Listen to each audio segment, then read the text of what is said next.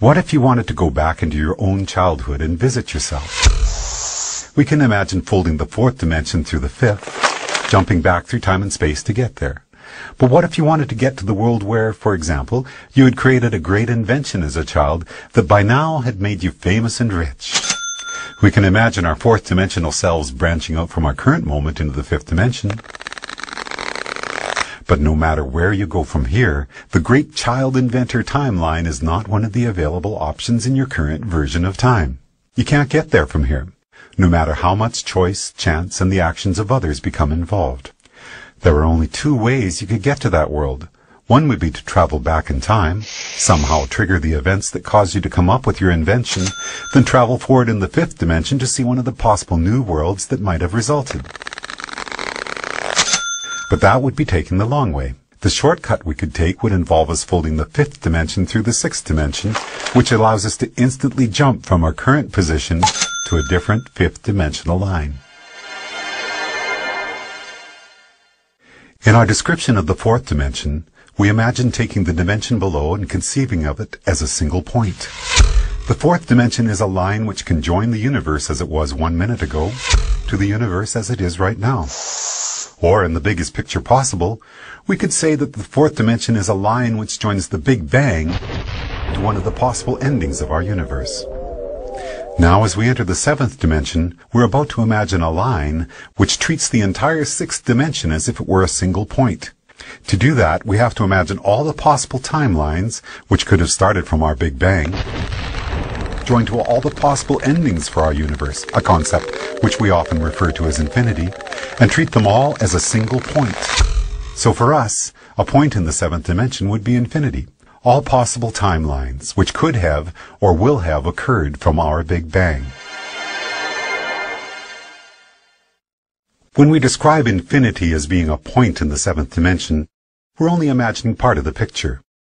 If we're drawing a seventh dimensional line, we need to be able to imagine what a different point in the seventh dimension is going to be, because that's what our line is going to be joined to. But how can there be anything more than infinity? The answer is, there can be other completely different infinities created through initial conditions which are different from our own Big Bang. Different initial conditions will create different universes, where the basic physical laws such as gravity or the speed of light are not the same as ours. And the resulting branching timelines from that universe's beginning to all its possible endings will create an infinity which is completely separate from the one which is associated with our own universe. So the line we draw in the seventh dimension will join one of those infinities to another. And as boggling as the magnitude of what we're exploring here might be, if we were to branch off from that seventh dimensional line to draw a line to yet another infinity, we'd then be entering the eighth dimension. As we've explored already, we can jump from one point in any dimension to another simply by folding it through the dimension above.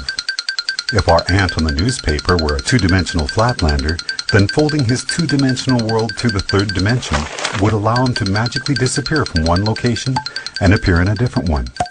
As we're now imagining the ninth dimension, the same rules would apply. If we were to be able to instantaneously jump from one eighth dimensional line to another, it would be because we're able to fold through the ninth dimension. Before we discuss the first dimension, we could say that we first started out with dimension 0, which is the geometrical concept of the point. A point indicates a location in a system, and each point is of indeterminate size. The first dimension then takes two of these points and joins them with a line.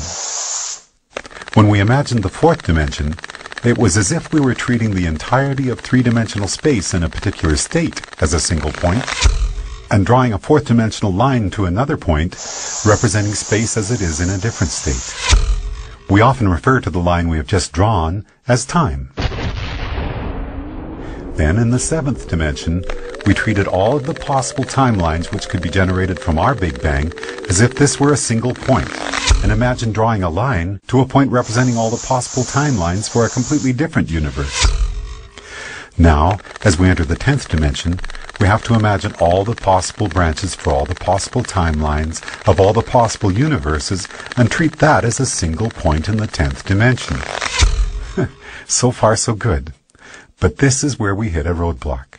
If we're going to imagine the 10th dimension as continuing the cycle and being a line, then we're going to have to imagine a different point that we can draw that line to. But there's no place left to go. By the time we have imagined all possible timelines for all possible universes as being a single point in the 10th dimension, it appears that our journey is done. In string theory, physicists tell us that superstrings vibrating in the 10th dimension are what create the subatomic particles which make up our universe, and all of the other possible universes as well.